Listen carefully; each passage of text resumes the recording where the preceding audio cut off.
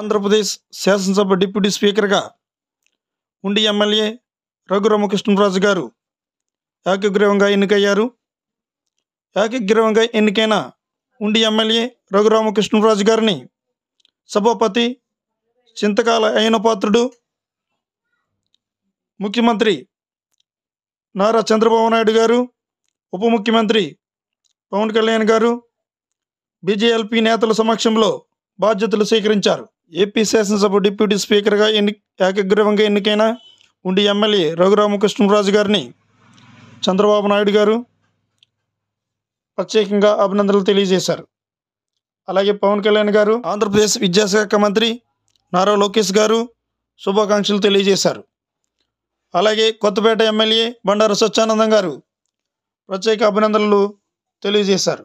రఘురామకృష్ణరాజు గారు గత వైసీపీ ప్రభుత్వంపై పెద్ద యుద్ధమే చేశారు.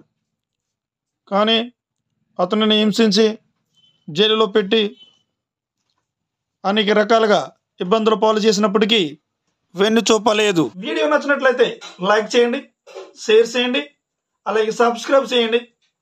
లైక్ చేయడం వల్ల మా వీడియోని యూట్యూబ్ 10 మందికి చూపిస్తుంది. అదే సబ్స్క్రైబ్ చేయడం వల్ల మా వీడియో మీకు నోటిఫికేషన్ రూపంలో వస్తుంది.